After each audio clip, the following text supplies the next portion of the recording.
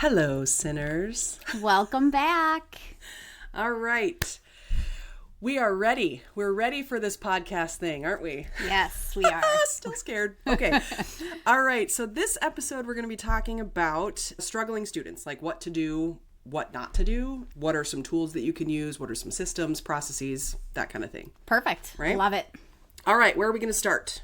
Let's look at lagging skills. Ooh, what do you mean? I think about lagging skills are those behaviors that students have not yet learned. And I want to highlight yet because we want to have that growth mindset with our students. Students come, they want to do well. We take that work from Ross Green, Ross in the House, one of our favorites. Students don't come in and want to be willfully defiant, right? They struggle with some of those lagging skills like executive functioning, regulation, conflict resolution. Well, and that comes from one of his key concepts, which, correct me if I'm wrong, is like kids do well if they can. Exactly. And therefore, we're looking at the skills as the deficit, not like the child is doing this on purpose or manipulating me or doing whatever the language is that we hear. 100%. Yeah. And we want to think about what is missing. We want those curious questions, right? And so it's not what's wrong with this student, it's what is that skill that's missing and how can we teach it? So what does that look like? So lagging skill is a specific type of tool, but it's also a mindset, right? So if you're talking about the tool, what's the tool?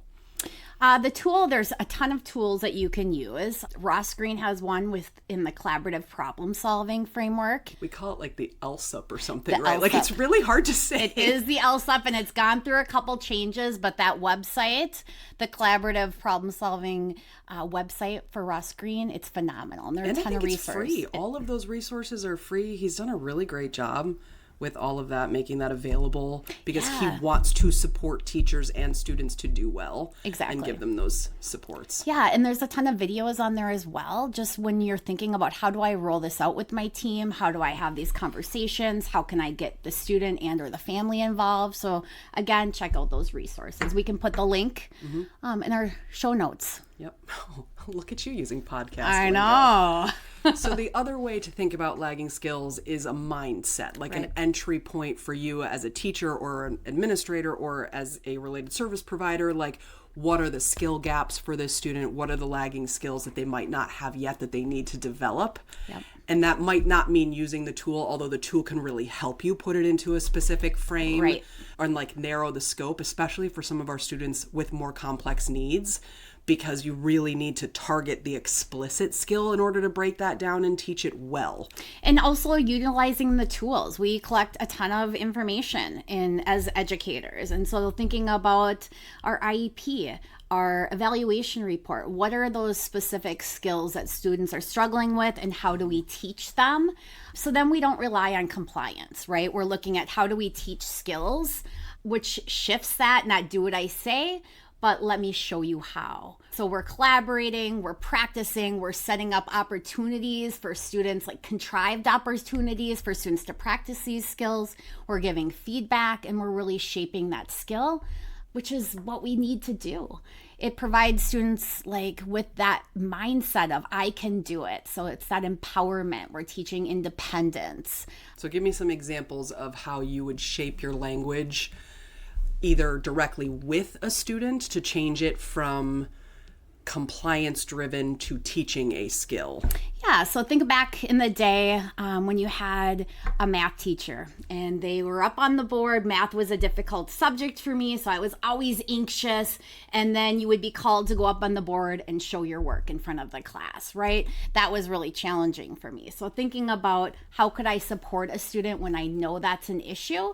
An example could be, I sit down with a student, we talk about, let's look through this together. What are your questions? What are things that you're struggling with? Let me show you how to do it, and then let's practice it together because you have the skills. We can work through it, right? So it's that language shift as well as thinking about teaching and not just you're doing this because I say. Like that, really modeling that I do, we do, you do kind of framework with a supportive teaching lens as opposed to like do this thing. Yeah. And again, we all get into that. Yeah. And if kids are wanting to do well, what's getting in the way of that? And again, that's where those curious questions keep coming in. Also, if you're thinking about it within that lagging skills like mindset, you're also thinking about potential layers of support that you could add, right? So with that math example, it might be that the teacher's breaking down like FOIL as I was just watching a video about FOIL as a math thing. And it's like, well, maybe you need a visual on like their desk so that they're not having to visually reference back and forth, and they need just the graphic organizer of that thing. Right. But it could be in the form of a Post-it. It could be, like what layer might be missing that they could reference because maybe they're not cued to it with just a verbal. Exactly. Right? So like, I think if you're thinking about things like that in a specific example, that's going to help you with identifying the lagging skill, because it might not be ultimately getting that work done. From an executive functioning standpoint, it might be. Right. But from the math skill standpoint, it might not be. Right? Like it's procedural. Like maybe they can't find the supportive thing, and then it's showing up in all of these other defiant ways, or like defiance is a tough word, but like a lot of interaction challenges with that student. Right. Because they can't access success. Right. And if they don't have the communication skills yet to be able to express, this is difficult for me, I'm struggling, that's where that frustration comes in. And often that's when we see students that refuse or elope out of the environment. Or like socially. Yeah. That piece too. And so there's so much that comes into those. And again, that's where our curious questions are going to pop up. So some other things that we wanted to think about with students that are struggling. So we live in a giant system in schools. You and I both work for an intermediate school district, which primarily supports students in our own programs in federal setting 4, so like all special education students. Right. And we use MTSS, but we've had to build that ourselves for all special education settings, right? So we still have tier 1, tier 2, and tier 3 within our programs. But in a traditional district, that looks a little bit different. I think each one of us, because MTSS and like RTI before it and these other things that, education is nothing if not rebranding itself constantly. Yep. And reshaping and knowing better, do better, right? Like when we know better, we can do better. And that's part of this podcast. Like we've all done these things and we can do better. But with MTSS in a gen ed framework, like our Fed 3 programs, what I see a lot, and maybe your experience is different, Megan, but like what I see a lot is MTSS applies in gen ed. And then once they are evaluated for special education and the IEP hits, it's like IEP individualized programming only. And then like those systems no longer support our students. And then the Fed 3 programming, if that's where they land, even Fed 2, it's like they're in no man's land for what the support looks like, either from a data collection standpoint and they have to start from scratch, or like they're hit or miss with what exists in the larger system. Right. I think that there's a lot of work to be done there for continuing, especially if you want our students to have any access to inclusion, maintaining those systems for all of the students in a gen ed building. Like you have to maintain that to whatever point is appropriate for your students. And frankly, you would tier up from that, right? So like you want them to access everything that's appropriate, and then you could add layers for your students. Exactly. And I think something that we need to be mindful of is leveraging the team. Often we do that so well before students get into special education. And then sometimes we forget about that because we all come in with different lenses to support our students, and we all have different expertise. And when we come together and collaborate, we really have more bang for our buck. And we're tapping into so many different pieces. And that not only includes our team of professionals, but also thinking about how does that student voice or how does that family voice get called in. I have found through MTSS and or RTI that has been a strong piece that often gets left out when we get into that special ed setting. Community partners. Again, it's just so important to have those voices at the table so we can we've all had those special education classes that are about like collaboration and all those standards in our licenses that are like collaboration, multidisciplinary, interdisciplinary support. It gets so hard to do it well.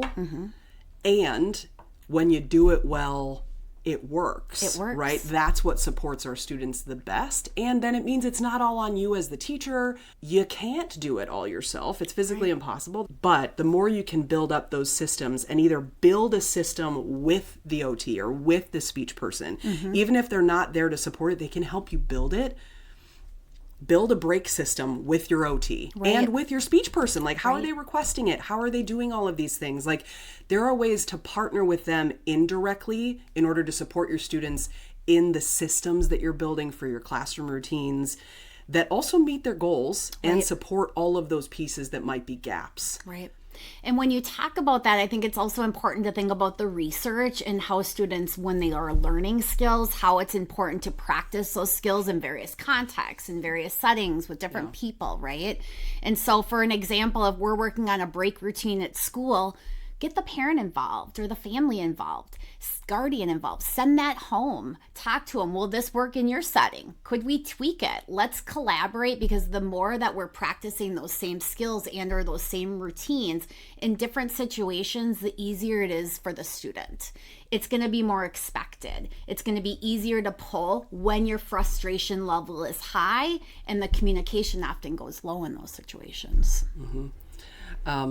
I don't know how many times I've heard in my years that special ed in a gen ed building feels siloed. Yeah. And that's like, you're a party of one a lot of times in your building. So I think if you are a teacher and you're reaching out and that's good and supportive of the related service providers' work, they're going to want to partner with you more, right? So they're going to see the impact and see the generalization. That's what they want for their students too. Right. Yeah. I think something that has helped me in those situations, especially when working with teachers that necessarily aren't needing the help or aren't ready to collaborate yet, is really thinking about what's going well, right? What's going well in your program, what is going well with the student and or with the family, and then building from it. And so opening that door to collaboration and not giving up on those teachers that don't want your help yet, but thinking about how can I work with them? How can I get them on board? Because ultimately we need to collaborate for our students. We owe them that. And so that's something that I've really taken throughout my practice and tried to be mindful of. Yep. I do love the way that you were phrasing that, both for the adults and for the students, right? Like, what you focus on grows. Exactly. And ultimately that is a thing in your life outside of work as much as it is with the humans that you're working with. If you're focused on the positive for students and the things that they can do, it will also offer you other opportunities and insights to leverage those skills in order to support lagging skills. Yeah, you want to build from it. Much more strength-based approach. Yes. For those student needs.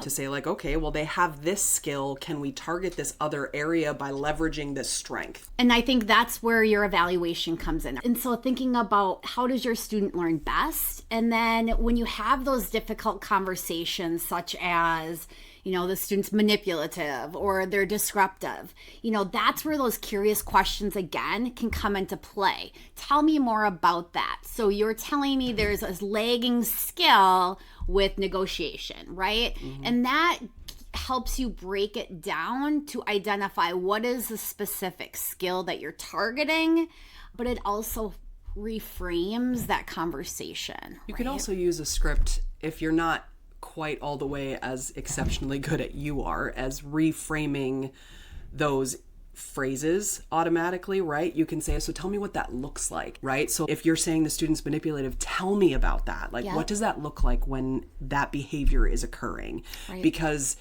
number one, everyone wants to be heard, right? So making space to hear it, but you can frame it within a more objective space, because manipulation automatically has a connotation that's negative and intentional. Right. Right? And I think the more you make it about what the gap was or what the student was specifically doing, then it will help you identify the lagging skill with that person or for that person if that's where that goes.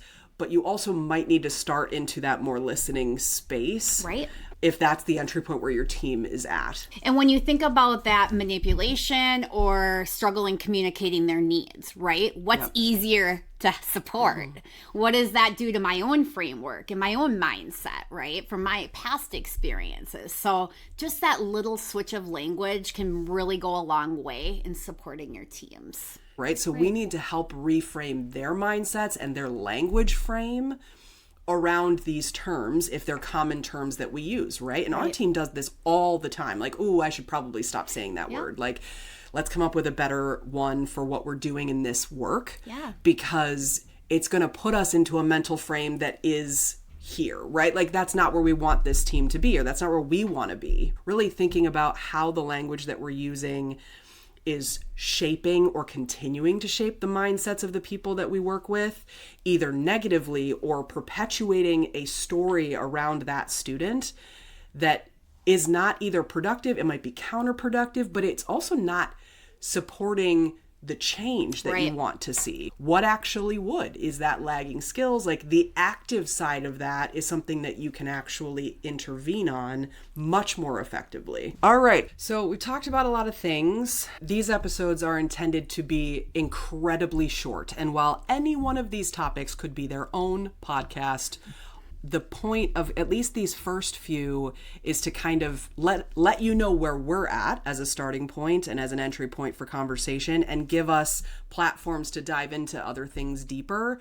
but also give you something to reflect on within this little 15-minute podcast. So like, as we talked about, I'm just going to review. So we talked about lagging skills. We talked about compliance of a student versus teaching that skill, either from that lagging skills framework or just your mindset of how you're framing things with students.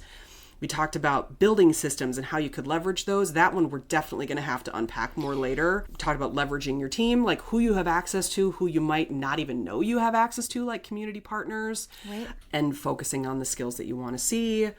And strength-based language. I mean, we could talk about any of these topics for 27 years and never shut up. But one of our things in this podcast is to make sure that we're giving you something to think about as we wrap up each episode. So unless you have any other bullet points, I will queue up our reflective question. I think I'm ready for that reflective question. Love that for us. Okay. So our thought around reflective questions for this episode would be to have you think about a student that you have that's struggling with something. Could be anything. How do you approach that problem? So like, think about yourself. How do you currently approach that problem based on what we talked about? I would say, could you challenge yourself to engage differently, or at least reflect on how you typically approach it, right? Because part of what we're trying to do with this podcast and why it's important to us is to have more touch points with people that we wish we had all the time to talk to about these things. But ultimately, we are reflective humans, right? What could I do better? So this type of a reflective question about how do you as a person, how do I typically approach that? What is my mental frame when I have a student who is struggling? And then you could pick one of the things that we talked about, like lagging skills, and say like, oh, all right, you could consider it, like doing a little bit of digging on that. Right. Or like how I could reframe that into a strengths-based approach in language. So think about what we reviewed today, and then a particular student that you have that's struggling. Consider reflecting on your own approach to that based on what we talked about. I love it. Fabulous. All right, so our website, so on 916schools.org, there is a CIN website, so Collaborative Intervention tab within that, and that's where you're going to find all of our links. Obviously, you can listen to this podcast on Spotify and Apple Podcasts and Amazon Music. We're very excited about that, but also you can find links to all of those things on that CIN website. We've also linked our resources website within that same space, but we're going to put a space for questions and comments there. So if you have things that you want us to cover, please fill out that Google form. We want to hear from you, so let us know. We don't want to just be talking to ourselves. Right, That's really not the point. So I think that's it for this episode. Sounds good. Well, we appreciate you listening. See you later, sinners.